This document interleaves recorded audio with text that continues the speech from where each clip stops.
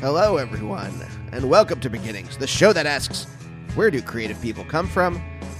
My name is Andy. I'm the host of the show and a writer and performer based in Los Angeles, California. And no, I do not have coronavirus. Fun fact, I forgot about, there's other ways you can get sick. Even if you're in quarantine, you can still get colds. Oh man, another week, another broken computer. I realized that I could create a cocoon of normalcy as long as everything in the apartment functioned well. And then the minute something didn't, my sanity snapped. So how are things going in your neck of the woods, dear listeners?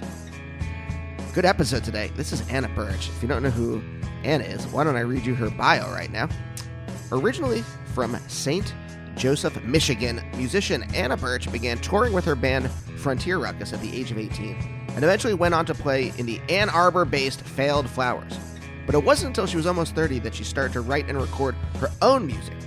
Her first album as herself, Quit the Curse, was released by Polyvinyl in 2018, and her latest, If You're Dreaming, was just released at the beginning of April. And I heard Quit the Curse. I thought it was really wonderful. Her new one is great. And Anna lives in Michigan, in Detroit.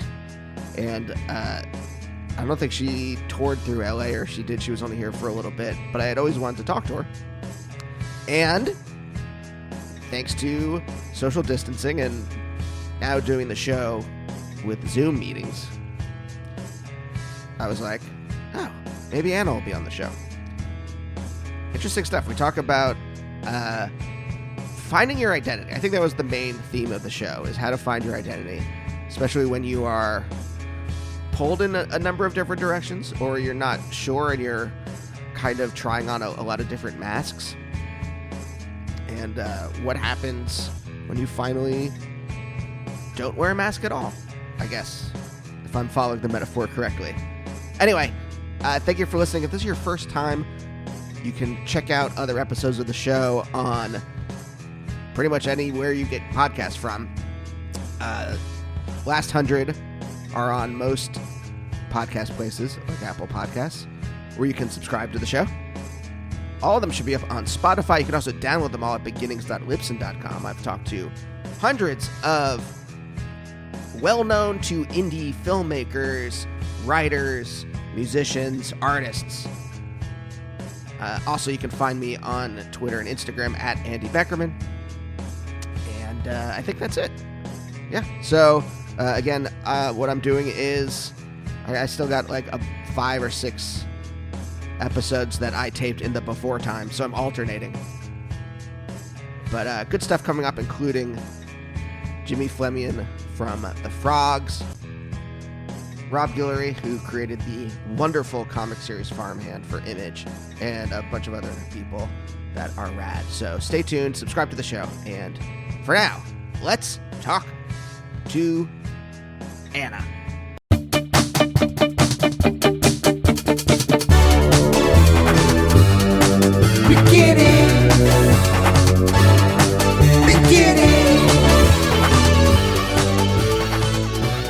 I mean, I don't want to talk too much about quarantine shit because it's depressing. I don't know.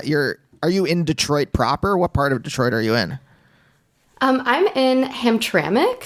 It is technically a separate enclave of Detroit, but it's surrounded by Detroit on all sides. But it has its like separate city council and trash collection and all that stuff. So it's kind of weird. Is it like, do you watch Veronica Mars? No, I don't. All right. There was... Should I? The first 3 seasons are fun. It's not like... It's like if you liked Buffy or something like that, you would like Veronica Mars. Cool. It's not prestige TV. Okay. That's all right with me. Anyway, but the point is, my knowledge of civic politics is based on television mostly. I think all of ours is, really. There was in wherever it takes place, I guess somewhere in San Diego. It's like there's the shishi part of town, and they incorporate so that they can leave the unshishi part of town out. Is that what this is? Okay. Like, it's in Detroit, and it's not shishi, though. I would say neither Hamtramck nor Detroit at large are very shishi. Hamtramck's actually kind of more of like a working class neighborhood, and I have no idea why it was its own enclave, but it might have to do with it being kind of like its own little factory town. Oh, interesting. Yeah, I'm not sure, but it used to be kind of like a Polish neighborhood, working class, and now there's a lot of Middle Eastern families, and yeah, it's pretty cool. It's like 2 square miles, but it's like super densely populated. When I moved to New York, I moved to a Polish neighborhood, Greenpoint, and it was still because heard of it. Greenpoint's difficult to get to. It wasn't super gentrified yet, even though it was like about a 15-minute walk from Williamsburg. Right. But then as I started to, when I moved in with my now wife, Williamsburg leaked, like the floodgates opened, and Williamsburg like leaked like a flood of people pushing out the Polish people there. So there were no, which is, I don't know. As a Jew from Poland whose family left there pre-World War II, I have a complicated relationship with Polish culture. But I can bet. But that's me. Anyway. So yes, okay. So you're faring well in the quarantine. Well enough, yeah. I think everything I really need is sort of walking distance, so that's been good. Try not to get out to like the supermarkets too much. We've got some like little markets around here that are still pretty stocked, so yeah, it's kind of nice that it's pretty self-contained. If I can suggest, look up the median income of wherever you're going to go food shopping of the area. We made the mistake. Yeah. We thought, oh, we'll get out of Los Angeles. We'll go to like towards the beach and go like south of Santa Monica, and we'll go to food shop there. We did not look up. We ended up going to this place that's like in a fairly affluent neighborhood. No one was observing social distancing. There were no masks. Oh, it was wild. Oh man! And were they panic buying like crazy too? No, it was all. It was a well-stocked Trader Joe's, but just people were just like inside. Like they had like very. I made up the brand, but like it looked like Alexander McQueen scarves over their faces and things like that. Oh my god! Okay. So. They're trying to be fashionable. So that's my quarantine tip of the day. Sorry, I'm also like. This is quarantine day 27 for me, and the dog woke me up at 3:30 in the morning to go because she had to go to the bathroom. So I had to go out. So now I'm extra insane today. So yeah, I feel it. I feel insane today too. I was pretty bummed about Bernie dropping out yesterday, so I drank a bottle of Sauvignon Blanc.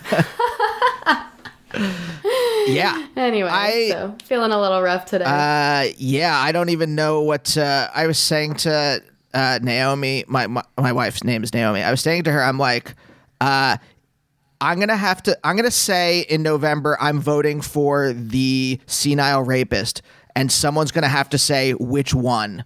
Which one? And it's super depressing. Oh yeah, great time for democracy right now. So good. Hey, it's a great time for cynicism. Oh yeah, all-time high. But okay, so I think we've figured out where we both are emotionally, which will set the path for what we're about to talk about. I don't know a ton about you. I looked online. St. Joseph, that's where you're from, right? And yes. I don't know much about it. I looked it up though. Wait, hold on. I wrote this down. The website for St. Joseph says it's the Riviera of the Midwest. Oh God.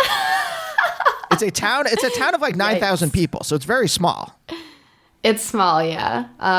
Yeah, it's like a little tourist town on the lake. It's right across from Chicago, so Southwest Michigan, and a lot of like Chicago people have summer homes around there.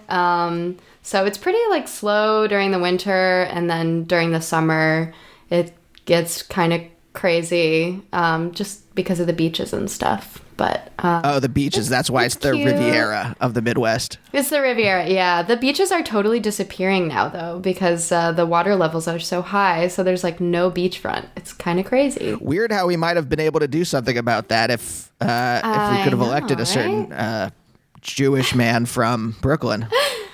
Weird. Yep. All right, wait. Could have been good. Enough cynicism. All right, I'll stop.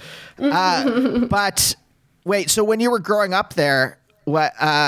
I mean, that's relatively small, right? Did you know everyone in town? I mean, not everyone, obviously, 9,000 people. That's too many. But like, It's not like you grew up with like 200 people. It's not like Tiger King or something. Right. No, I mean, there was one high school, and I think my graduating class was like around 220 or something like that. So yeah, I mean, we went to school with the same people, my whole life pretty much. And it's a small town for sure. I mean, what kind of mentality does that instill in you? Because I'm trying to think about like, I grew up in Reading, Pennsylvania, and it's about 80,000 people. So not like a huge city, but comparatively, like larger. And I'm just like, I'm trying to think back to like, I don't think I had a sense of scale because of that, because it was like a city-ish, there was like farmland, but then within like 25 minutes you were in like the middle of an inner city. So I don't think I like, and I'm wondering if like in a smaller town, if you get a sense of scale, if like there is a better sense of community, if there's a more people, if if you're in the business of more people, if that makes sense. I don't mean in the business like corporate. I mean like what's going on in their lives. Yeah, I think it kind of made me, I don't know, just feel a little claustrophobic. And yeah, it was weird. Like all of the parents knew, all the kids, and I don't know, my mom particularly was very much into the surveillance thing. She would she would just show up at the high school cafeteria, and like I'd be sitting with some friends and they'd be like, Anna, your mom's here. So yeah, I definitely felt like, I wanted space and distance as much as possible. So like my teen years were spent kind of like just driving around by myself, playing music, or like going to the beaches that were less crowded, and just looking for alone time and stuff like that. I mean, does that, when you say claustrophobic, I also think like it's kind of panoptic. Like if you when you said your mom was in the surveillance thing, that was like, I'm like, oh, okay. Like everyone is kind of paying attention. I remember one time, the only time I really misbehaved, I mean, I did like little small acting out, but like the only time I really misbehaved, I snuck away I didn't even sneak away. Okay, hold on. My parents said I could only go to a concert in Philly if a certain person drove, because they trusted that person to drive. And that person ended up not going. So I had to sneak out so I could go with my other friend who they did not think was a good driver. That's it. All right. But I still had to like lie about who drove. And then one of my friend's parents, my friend didn't tell his mom that he was going to Philly to see a concert. So she panic called all the friends' parents to see where he was. And she mentioned to my parents that she saw me in the car of the driver they didn't want me with. Okay. That was the only real time that I was worried that something I said would be fact checked. Sure. Outside of, and again, I was a good kid, so it didn't matter. But yeah, my point is, I didn't grow up with this kind of like panoptic feeling. I didn't think there were eyes on me all the time necessarily. Yeah. And so I grew up, like I think when you have eyes on you all the time, it makes you kind of, and you tell me if this applies to you, it makes you kind of Veal-like in some way. Like you don't get a chance to develop as your personality necessarily. Like I became a weird kid because I didn't think anyone was paying attention to me. And again, none of this stuff is conscious.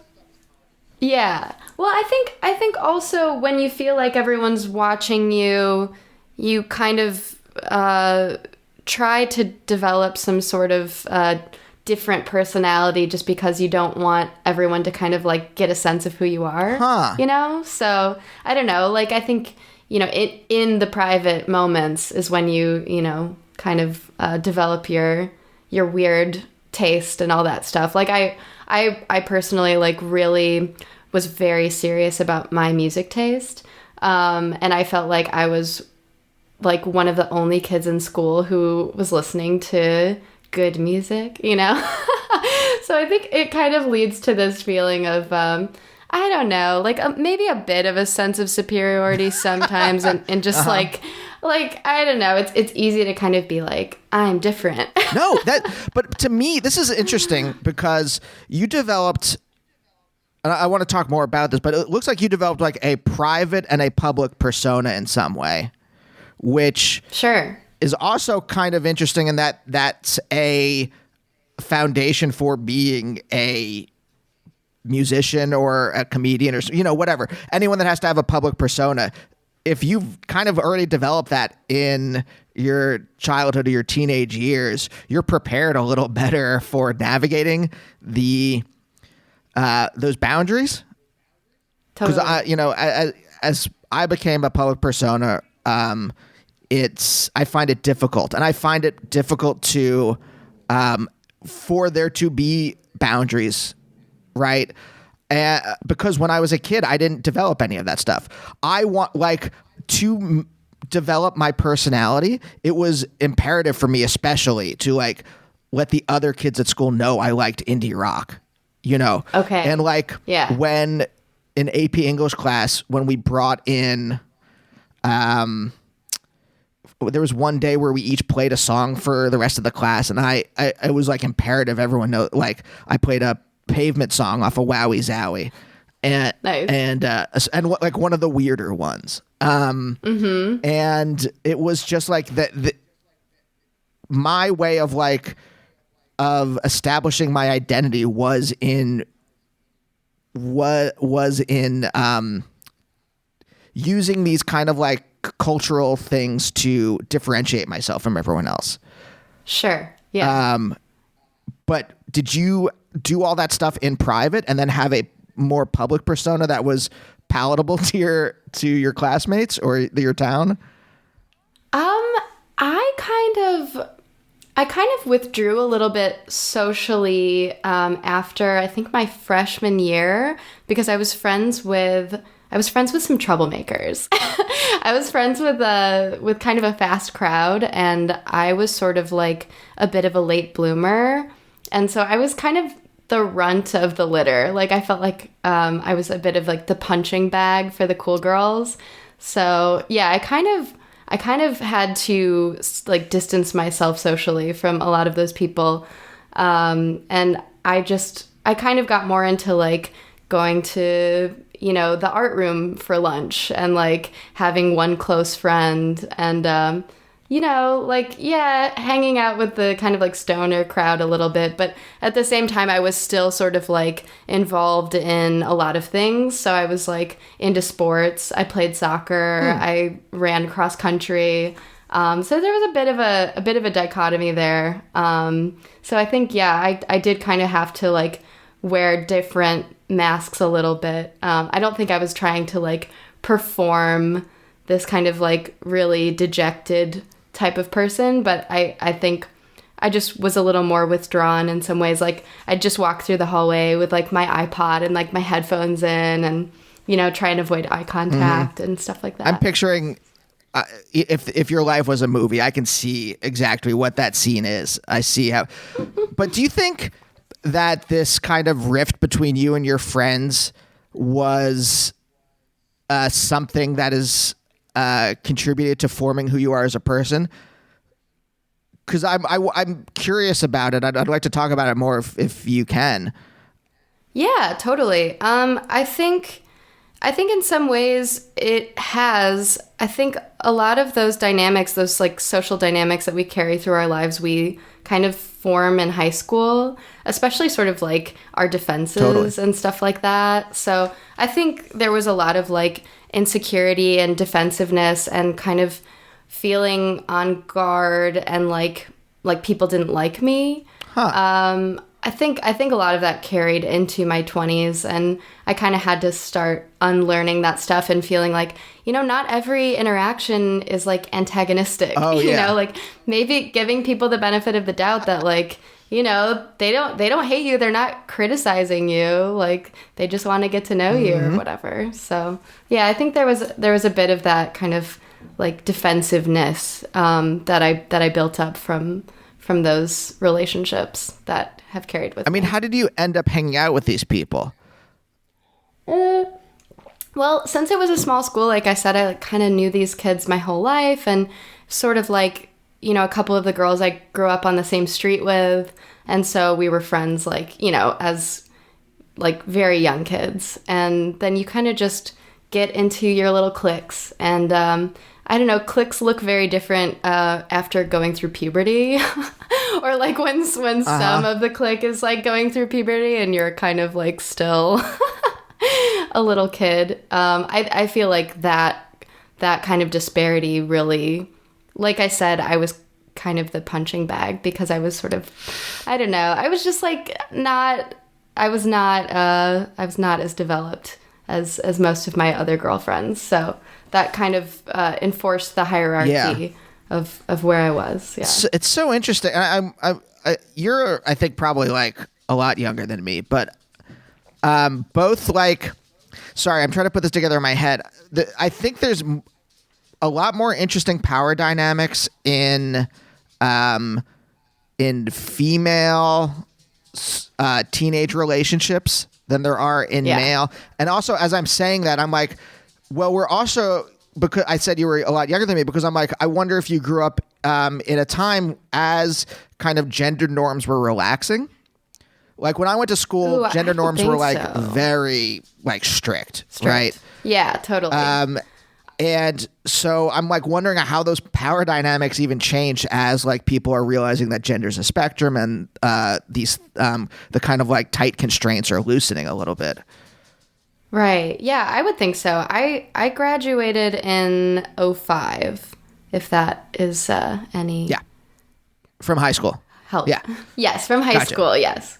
Mm-hmm. Yeah. So you're like 7 or 8 years younger than me, roughly. Okay. So what,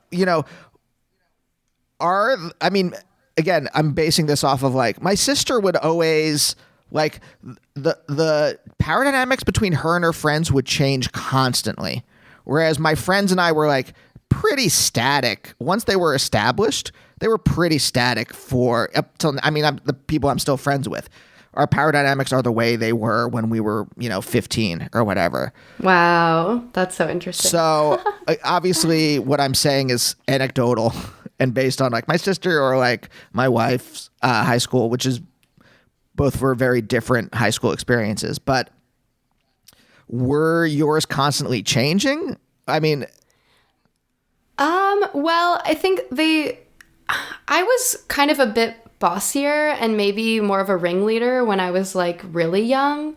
I was a bit of a tomboy in elementary school. So I think, early stages, I was sort of higher in the pecking order. But I think, as I said, once we all kind of started going through puberty, that's when the hierarchy sort of shifted. Uh-huh. And I think like when I was about 14 was kind of like, I don't know, we were just interested in really different things. Like the girls I was friends with were like really into sneaking out and like going to older boys' parties and like, shoplifting and getting wasted and all that stuff. So, and I was sort of like, can't we just stay in and eat popcorn and watch a movie? Yeah, that resonates with me. That's all I want to do. Yeah. Yeah. So, okay. So then wait, how do you, because the thing that I'm trying to understand is, if you start out like hanging out with like the mean girls or whatever, however you want to define that clique, then through this kind of like this natural rift that develops because you are more okay, sorry. So as I'm thinking about this, here's the question, and then I'll get to the other question that I was leading to. How do you have the confidence? I don't know if I would have in high school necessarily had the confidence. I mean, when my friends did bad things, I just did not do those things with them. But it didn't create like a huge rift between me and my friends. Like if they wanted to smoke or drink, I was just like, all right. It made me feel sad and it made me feel isolated and lonely, but I didn't necessarily want to not be their friends, or I didn't want to find a new friend group. Yeah. What gave you the confidence to be like, oh, well, this is maybe not the group I should be friends with? I think it was mostly getting out of like, let's see, I was a cheerleader and I quit cheerleading. I quit cheerleading just because I was in like competitive cheerleading and everyone was like just too intense. And I remember like we like lost our, like state meet or something by like a point. And like, I don't know, all these girls were yelling at me and like made it out to be my fault. And I don't know. I just kind of realized like I just can't. I felt so bullied like all the time. Oh man. So and like I think like being in art class, like I just kind of met different kids that were a lot nicer, and I sort of developed a really important friendship with a girl in my art class, and she was like way more accepting, way more open-minded, and way more fun. And we were just like interested in the same things. And I remember there was one New Year's Eve where my friends called me and asked if I wanted to go to this party. And then I said I didn't, and I invited my my good friend from art class over, and we just like watched Royal Tenenbaums and hung out. It was very wholesome. No, but that's great.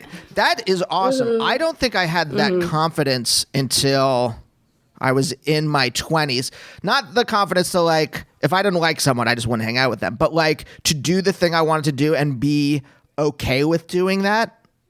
Like that sounds like a great time. Hang out, watch an early Wes Anderson film with a good friend. It was perfect. Was it just that like that the art class and your friend in art class, it was so much more fun, maybe? I don't know what the adjective I'm looking for is. That it was fun. I felt like relaxed around her,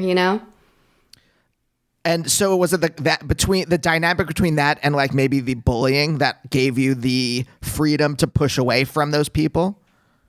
Totally. Yeah, I think like having the option, like that moment seemed like a really important one, because it was like, I'm on the phone with my friends who are really mean to me and they're going to go get wasted and I don't really want to be a part of it. And then I just decided I would rather hang out with Angelica. And so like calling her up and asking her over and like having a really fun night, it was kind of like, just made it really easy to start spending more time with her and just kind of canceling plans with my other friends. Oh, okay. So that's interesting. That's okay. So that's maybe like, again, I don't like to say that there's a moment where these things happen, but that was it's more like a process, and that was like maybe the end result of a process of you moving away, and then everything is encapsulated in that moment in some way. Totally. And you're like, it's like the clear choice. Yeah.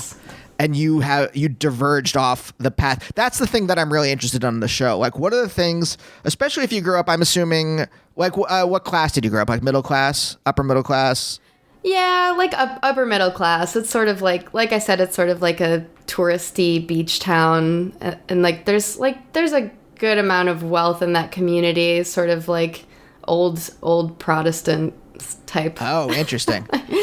Yeah, not like uber wealthy or anything. Not like some of my friends who grew up in like suburbs of Detroit from really wealthy families, but like based on like the surrounding areas, it was more like upper middle class, I would say. Yeah. What especially, and I think about like the rules of, I've always been like very uncomfortable in like very wealthy contexts because there are very specific rules, and I'm always on edge thinking that I am not not glomming on, cottoning to the rules of Sure. it and of the class context. So I think it's interesting especially when I think the rules in certain kinds of economic contexts are so strict. How do you ever pull away from that stuff? Right. Right. Yeah. Like my mom is very, very much like into kind of following the rules, like following social norms and stuff like that. And so like when I said earlier that she would just kind of show up to school, I think it was weirdly keeping an eye on me and like making sure I was sort of like socializing. And like I remember there was one night I was at a basketball game and the parents would sit on the other side of the gym from the kids.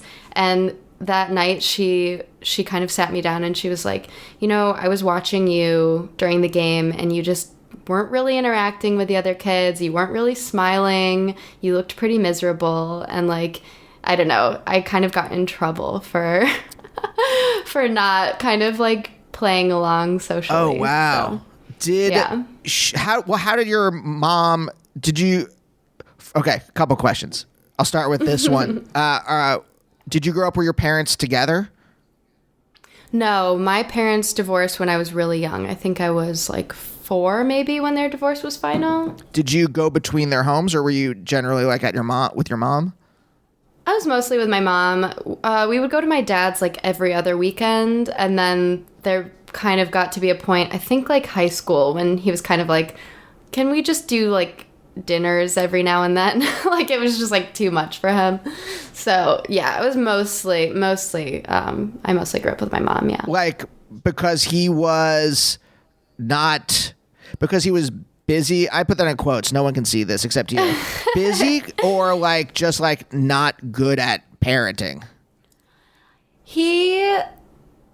He's kind of like an easily overwhelmed person. And I think having like 3 teenagers in the house, like he had kind of like a lot of anxiety. And just because he sort of wasn't the primary parent, I don't think he really like got that into being more of a like paternal figure. Like I think he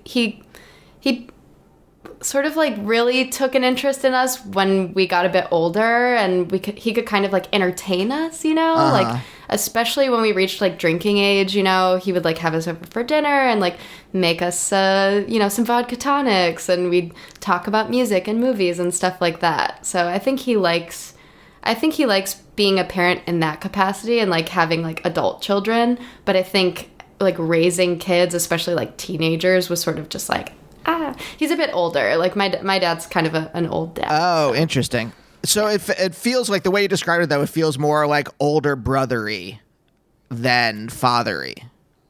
Kind of, yeah, totally. But like sort of like tastemaker style. Like he would like send me home. Well, and I guess that is kind of older brothery. Yeah, like he would kind of like send me home with like a stack of books or like a stack of CDs and stuff like that. So I think of my best friend's older brother who at college would send us introduce us to like Fugazi and would send us albums and would take us to concerts because we couldn't drive to Philly this is like before we were 16 and we couldn't drive to Philly. So he would take us to go see Sonic Youth and things like that. And he would introduce us to lots of stuff.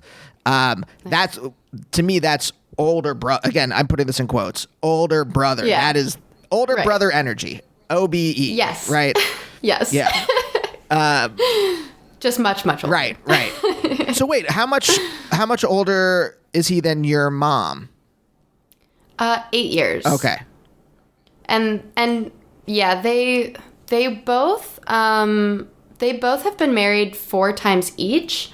So they were each other's 3rd marriage, and neither of them had any kids outside of that marriage. So yeah, I think my mom had me when she was like 35. Oh, interesting. Which back then was like a little old, but now seems pretty normal. Yeah. What's their stories? Do you mind if I ask? Sure. I doubt they'll be listening to this, so I'll just let's see. What's their deal? My mom grew up they both grew up in Southwest Michigan. My mom married pretty young and divorced pretty quickly. And then I think the same for the second marriage. It just didn't stick. And then my dad, I think he was married like maybe right before he went to Nam. And then I don't think that worked out. And then he got married again. And I don't know much about his second marriage. But the two of them met each other when I think, my mom was in her early 30s. And my dad was in his very late 30s. Yeah. Are they religious at all? Not really. My mom is very involved in the church. She kind of has always been involved in the church, but she's not like overbearing about it. You know, like we'll like when we have holiday dinners, we'll kind of like pray and stuff, but she mostly goes to church for like the music stuff. Mm-hmm. She used to be the like the children's choir director when I was growing up. And my dad definitely not. Like my dad would drop us off at church and then just like take off. Like when it was his weekend, you know. Uh-huh. So my dad was not very religious. I'm just because I was curious about the like why get married. I don't know if it was just like the time period. I guess this is the 60s, right? 70s, early 70s, maybe. My mom graduated high school in 1970. So she was 18 in 1970. And I think she first got married in like, the early 70s, her first marriage. Yeah. So, so it might just be the time period unless like, well, I have to get married because I can't have a relationship without being married. Right. Which is what I think of like, because I'm really interested in some ways, your mom is kind of a little like stricter surveillance statey with you. Yeah. In some way, and she was the primary parent, so that makes sense. Right. It wasn't like because in my mind she was like a kind of waspy, or just kind of like everything has to be proper. But I think as we're talking, it feels like it's more like, well, she's the one in charge, and she's the only one that's actually is actually placing any kind of structure on you. Right. And so she's trying to, it comes from a good impulse as opposed from a controlling impulse.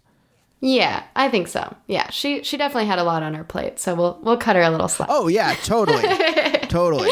Yeah, I wasn't trying to vilify her in any way. I was just trying to suss out, because again, maybe the parental dynamics are not a factor in how you became who you are. Oh, of course they are. Of course there are some. There's some people who aren't. So I didn't want to. I didn't want to force a narrative on you. No, I very much feel like our parents kind of map out our sort of like psychological and social dramas for the rest of our lives. Yeah. So, well, how have you seem well adjusted? Like how? Oh, thank you. How did you? I mean, is it just therapy? How did you deal with some of these dynamics that were handed you by your parents? It's been a long road for sure. I think definitely romantically, having a sort of father figure who was more like, I won't say he was absentee, but he definitely wasn't like, a very like present paternal influence. So I think that certainly created a lot of like romantic just sort of like neediness or something, just kind of like just the daddy issues thing is, was a factor for me, I think, in a lot of my early relationships. But I don't know. I guess I really haven't done much therapy. I've definitely been to therapy, but I haven't gone in recent years. But I think just like getting older helped. Like my 20s were pretty miserable. I felt like just sort of like super chaotic and like self-destructive. But I don't know. I think like just my sort of like self-preservation mode kicked in at a certain point in my late 20s, and I just realized it wasn't like a sustainable lifestyle. So yeah, I don't know. I met a nice guy and sort of have been in a long-term relationship for a while, so that's definitely helped. And I think like being able to kind of like write my own music and stuff like that has also instilled a lot of self-confidence. So that's helped too. Do you think it also gives you a certain measure of control? I was thinking this the other day that like there's nothing. My computer died like a week ago, 2 weeks ago. I don't really know how to use it. I'm not, like I said before we started recording, like I'm not an engineer. Like even this stuff, like I know the basics of how to make the sound, how to make a podcast sound good and how to talk to another human being. But I'm not in control. There's so much stuff that I'm not in control of. And especially now in the pandemic, it's in strict relief how much I don't have control over. Yeah, I know what you mean. And I was thinking like, I wonder if there's in some way making art, like either writing a script or even making like a dumb video or something like that for me. Like if that gives me some measure, some feeling of control in a world that I'm very aware of is completely chaotic. Right. And kind of like cruel and indifferent. Yeah, I think so. Yeah, I think that was certainly the case for me. Just being able to, have some form of like creative control or like have an outlet and produce something that sort of like springs from your own creativity or skill set or whatever. I think, that sense of mastery is like very important. I mean, did you, when you were a teenager or when you were a kid, you said your mom choir director? Did I remember that correctly? Yeah. Is that when you started? Were you in the choir? I was, yeah. I did like church choir and I was in like the school choir and stuff like that. So I played sports. I was a bit of a jock, I guess, but I was also sort of like in show choir, doing like the jazz hands, kind of like dancey singing stuff. So, yeah. So I had one foot in both camps. Oh, that's so interesting. I'm always so curious about people who are able to navigate these different spheres, because I have trouble navigating a single sphere that I'm in. And then I meet people who like you were in choir and you played sports. You were friends with the Mean Girls. You were friends with the art kids. You said the Stone. I'm a chameleon. Yeah. Is it? Well, I guess that's the question. Is it that you're a chameleon? Do you have a solid sense of who you are, or do you think you did when you were a teenager and that you were just like changed as you went into these different spheres, or do you think the spheres were just different facets of your personality? That's a tough question. I mean, I think I had no idea who I was. And I think that sense kind of drove me to a lot of chaos in my 20s. And I think now I feel stable for the most part. I feel like I have a good sense of self. I kind of like, I know who I am based on like my relationships with other people. I feel, just a stronger sense of like, I don't know, like place in the world. But definitely as a teenager and as like, a young adult, I think a lot of the chaos stemmed from like not having like very defined boundaries of like personality. And I don't know if that's something like all coming of age, stories include, but that was definitely the case for me, I think. I think I'm curious, like, again, I grew up because I didn't have these eyes on me necessarily. Mm-hmm. I grew up weird, but then the older I got, the more I was like, and weird in quotes, like I'm not, I'm not an outsider artist. I just mean that like. You liked Pavement. Yeah, exactly. So like, weird in italics. Like it's not right. Really, but like compared with my classmates who were listening to Stained or whatever. What was this? This is like late 90s. Classmates who were listening to, I guess there was a lot of R&B in my high school, even though it was primarily white. What about like Bon Jovi and like radio rock? Was that big or? No, that was like more like when I was like a child. Okay. Yeah, I think it was, if I remember school dances correctly, So it was weird. Like there were cliques in my high school. So there was the stoners who listened to like Grateful Dead, and they wore tie-dye a lot. And then at school dances in like junior high, I don't think there were dances once we got to high school, but like it was a lot of R&B, a lot of like Cypress Hill, I think, and things like that. And then you would get one Pearl Jam song, one Nirvana song, one Red Hot Chili Pepper song every dance. Okay. And then every dance would end with Stairway to Heaven, I think. Oh my God. Not that I danced. I would hang out with my friends, and I think maybe once out of all 3 years of junior high school, I may have asked a girl to dance. But well, sounds like they appeased everybody. They really found something for everyone to enjoy. Ish. Yeah, but yeah, I'm looking at it. But yes, to me, music was a way of music and like sketch comedy, because I was into like the Kids in the Hall and things like that. That was a way of like differentiating myself. But I'm like thinking back now, and I'm like, it's so strange that I had a sense of self, but like I hid it, but I also wanted it. I also like pushed it out into the world to say like, no, I'm an individual. I'm different from everyone else. Right. And I think that's part of self-definition in a way. Like it is kind of performative. You need other people to witness it and respond to it to kind of like cement it. But you didn't necessarily do that, even though like once you started to be more self-assured and be like, I'm not going to hang out with the mean girls. I'm going to do the things that fulfill me and are interesting to me. You didn't need to like scream it from the mountaintops or whatever. No, I mean, I think I also like did kind of continue to be, like I said, like super involved.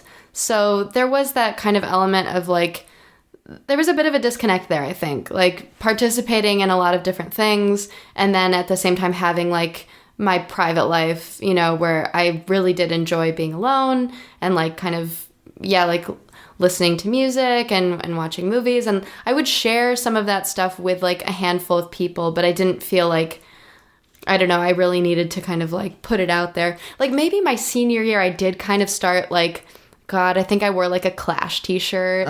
And like, I think I did start to kind of like perform loner a little bit more, but I think it was like really false because I was like still like so involved in so many things. So, you know, I was kind of like trying to like, I don't know, I had like a 16 Candles t-shirt, you know, like definitely went to Hot Topic a couple of times.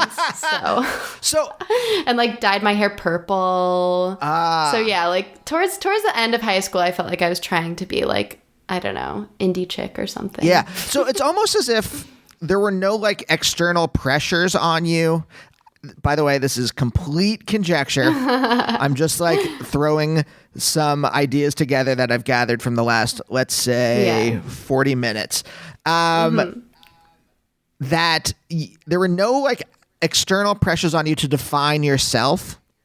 And that allows you to go into your 20s without a necessarily defined self. Like kind of like, again, you're performing it, but you're also like in these groups and navigating all these different kinds of contexts, social contexts. And that kind of allows you to go into your 20s existentially chaotic, let's say. Sure. I think like the sort of like real external pressure was mostly just about kind of like being like friendly and being open. Like I feel like I mostly got in trouble for kind of not meeting expectations in terms of sort of being a social person. So, you know, I think my mom kind of like allowed me to have my private angst as long as I was sort of like still, you know, showing up to cross country practice. And I mean, I wanted to do it. Right. You know, I'm not saying I was like forced to do activities, but I kind of like, I think the pressure was really about kind of like being a polite young lady. And like my mom definitely didn't like she didn't like it when I wore like dark nail polish, and like that was like my little bit of rebellion, was kind of like messing with my appearance a little bit, because that like really drove my mom crazy. Yeah. I think there's I feel a resonance with you because like you were like coloring within the lines, but you were using odd colors. Does that make sense? That metaphor makes sense at all? That makes sense. That makes sense. Yeah. I like that. Yeah, because I definitely was like that, I think, as a teenager. But then, like, what in your 20s, like, what allows you to kind of solidify your identity or, like, rein in the existential chaos? A lot of trial and error. I mean, I definitely, like, threw myself into, like, just not great relationships. And, like... I did try a few things. Like I was in a band and then I quit and then I went to grad school and then I like moved from Chicago to Detroit after that and like just kind of like a lot of bouncing around, trying different things, like trying the academia thing. But that didn't feel like a totally great fit either. So I think music was sort of like the main thread that kind of like it all kind of like narrowed into like music, I sort of, after I I didn't quit grad school, but after grad school, I rejoined the band that I had been in as like a college student. And then I moved to Detroit and then I started writing my own songs. And I think writing my own songs was really like kind of an anchoring thing. And, the fact that it was, able to, the fact I was able to make a record and have that record be picked up and start touring and like just having that whole thing come together kind of magically. I feel like that sort of really just, put me on a path. So I don't know. I mean, I think being in your late 20s,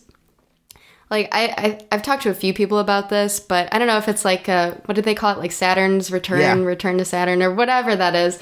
Like, I think it's just like this kind of, I don't know, this, you feel this like this urge to kind of like really define yourself or make something of yourself or whatever, you know, you're just kind of like, I'm about to be 30 and what do I have to show for myself? So I think that feeling that pressure also was kind of like, in some way influencing on like just really putting my head down and like getting it done, getting the record done. And, I don't know. It's weird thinking about now because I'm like, I'm surprised that I really had it in me. And I think a lot of things just had to come together in such a way that it all happened, I think there's something about your late 20s, and it's different for different people because I think for me, there was some kind of loosening. I was so tightly wound. I think I was like had a stick up my butt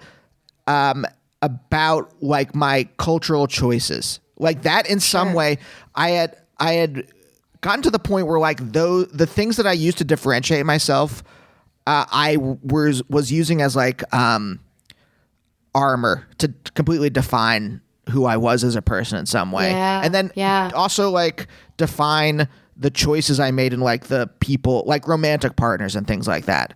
We're like, oh, well, we both like Belle and Sebastian, so I guess we're good for each other. Right? Like my wife, I don't think we have like almost any music in common. That's funny. You have to have like some kind of crossover. Like we like a lot of the same comedy and things like that. But nice. I think I relaxed in such a way, and in relaxing, I allowed.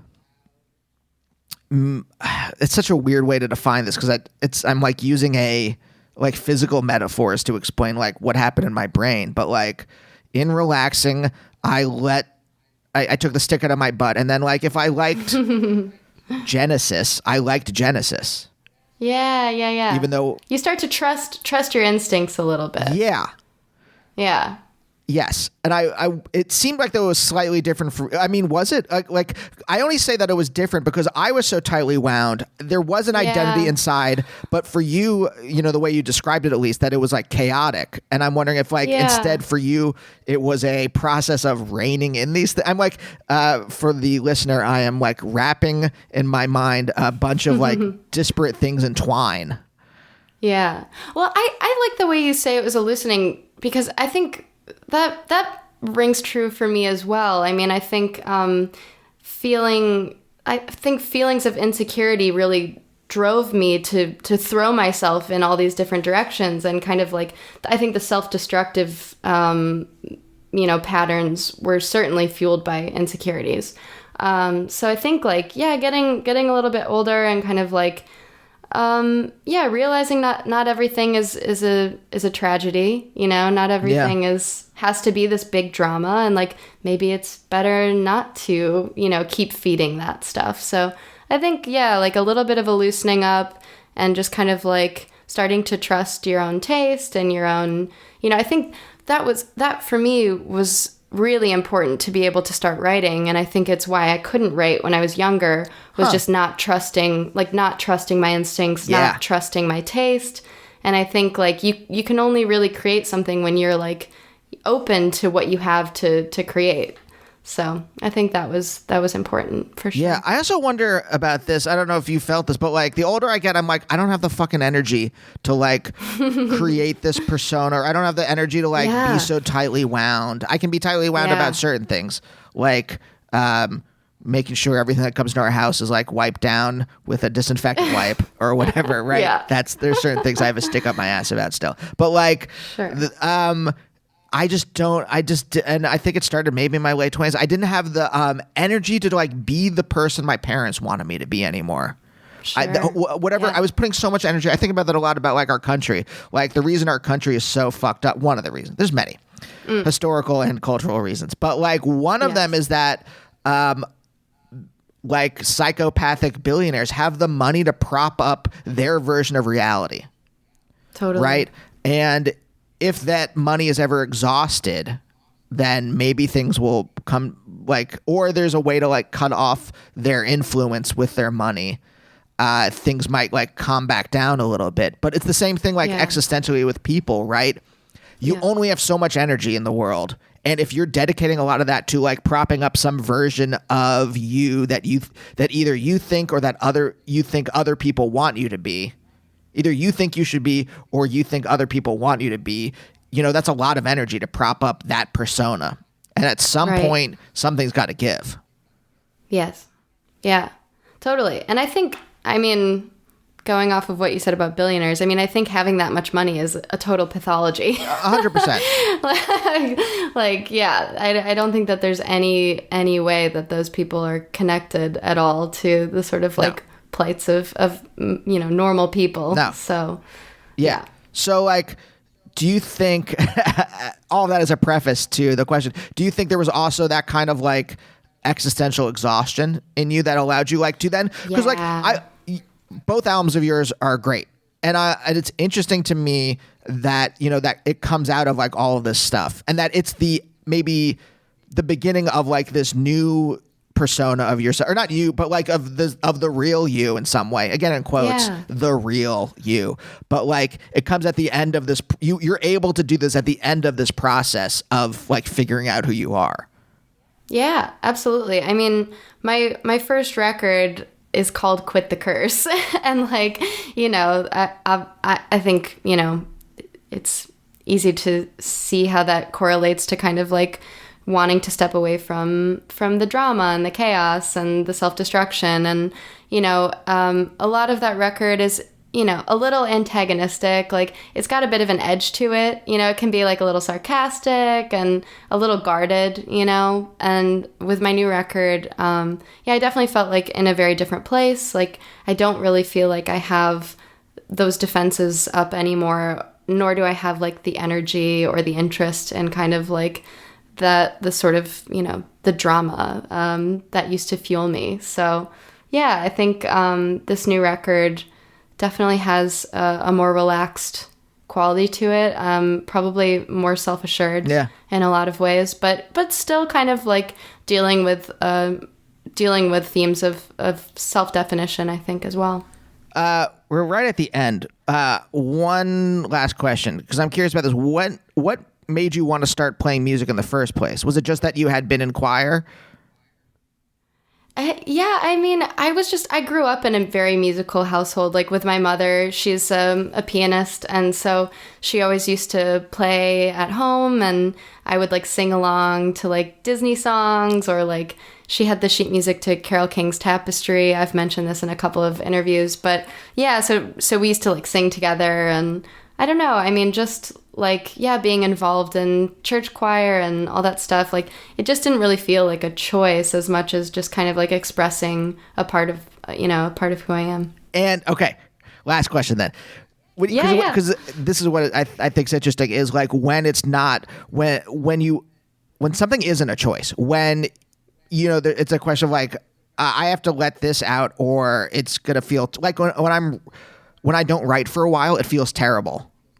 Or like there's a thing in my head, I'm like, I have to make this. It's almost a compulsion in some way. Yeah. Where the feeling of that, like, was it that same kind of thing for you? Like where you were like, the end of this process of defining yourself, you're like, have to like vomit. Sorry, I couldn't think of a better word, but like, yeah, it's catharsis, right? Yeah, I guess so. Yeah. Is that what? Totally. Yeah, I mean, I think I always wanted to write my own music, and it took a very long time to get there. I spent a lot of time in my teens playing like open mic nights where I'd cover songs and stuff like that. So yeah, I think finally getting to a place where I was producing, and I was writing my own songs. Like I think that was huge for me. That was like, if I've never really had that sense of accomplishment in anything else I've done, like even with like grad school or things like that, things I've accomplished, like until I started really writing my own music, I never felt that kind of, I've done something.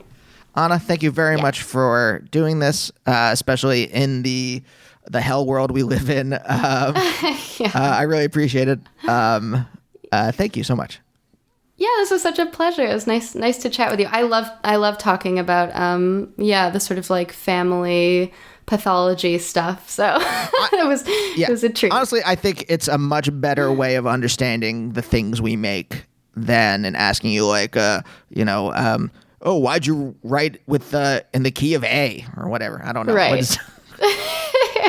But totally. Okay, thanks again, and we'll see you guys next time. Bye.